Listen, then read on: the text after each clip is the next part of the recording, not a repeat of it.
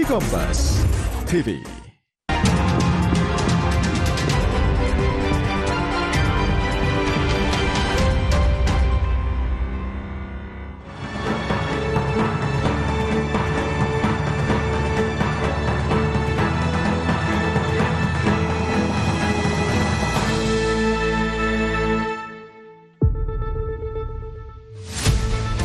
Lagi-lagi, polisi berbuat keji. Citra Polri kembali tercoreng oleh perbuatan keji dan biadab yang dilakukan anggotanya.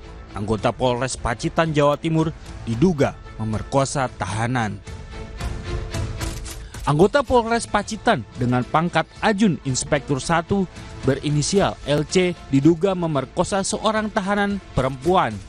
LC diduga memerkosa tahanan perempuan yang tengah menjalani proses hukum dalam kasus dugaan perdagangan orang. Kepolisian daerah Jawa Timur saat ini telah menahan LC untuk menjalani proses pemeriksaan. Bidang profesi dan pengamanan Propam Polda Jatim menangani kasus ini. Prosesnya telah masuk ke tahap penyelidikan dan penyidikan internal. Saat dugaan pemerkosaan terjadi, LC adalah pejabat sementara Kepala Satuan Perawatan dan Barang Bukti di Polres Pacitan. Dia diduga melakukan perbuatan kejinya berturut-turut sepanjang 4 hingga 6 April 2025 di ruang tempat tahanan perempuan tersebut ditahan. Jika terbukti, yang dilakukan LC jelas merupakan pelanggaran pidana berat.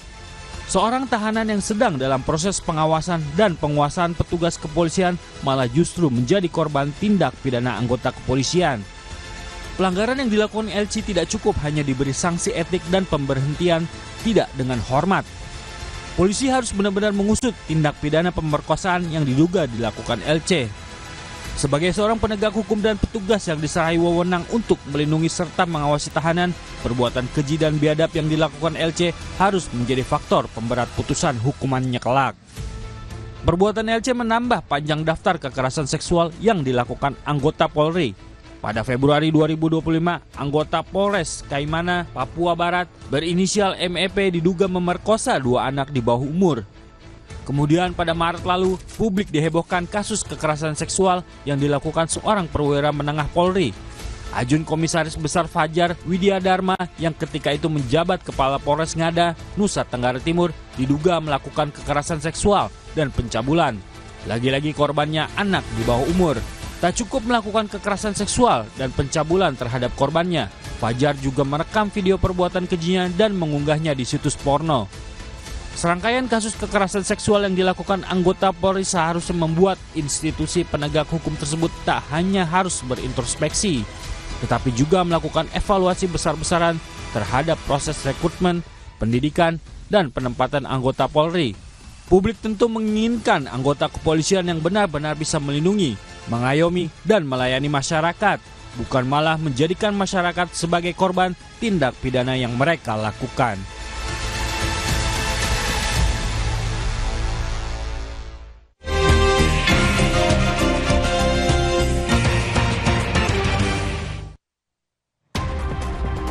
Saudara, saatnya kita ulas harian Kompas yang terbit hari ini di hari Rabu 23 April 2025. Bersama saya Nanda Aprilia. Kita akan lihat di halaman muka harian Kompas yang terbit hari ini, Saudara, masih dengan pembahasan atas wafatnya Paus Fransiskus. Dengan judul besar di sini, Paus Fransiskus dimakamkan pada Sabtu. Upacara pemakaman Paus akan berlangsung di lapangan Santo Petrus pada Sabtu 26 April mendatang pada pukul 10 waktu setempat atau pukul 3 sore waktu Jakarta. Para kardinal Selasa kemarin menetapkan pemakaman Paus Fransiskus digelar Sabtu 26 April 2026 pukul 10 waktu setempat. Umat Katolik dapat mulai memberikan penghormatan untuk Paus di Basilika Santo Petrus Rabu ini, Saudara. Keputusan itu keluar setelah para kardinal bertemu di Aula Sinode Vatikan Selasa pagi. Ini adalah pertemuan pertama sebelum mereka mengadakan konklav atau pemilihan paus baru.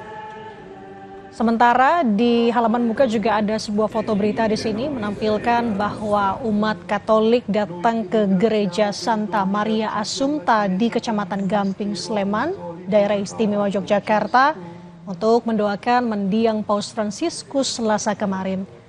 Berpulangnya Paus ke-266 gereja Katolik itu meninggalkan duka mendalam bagi umat Katolik.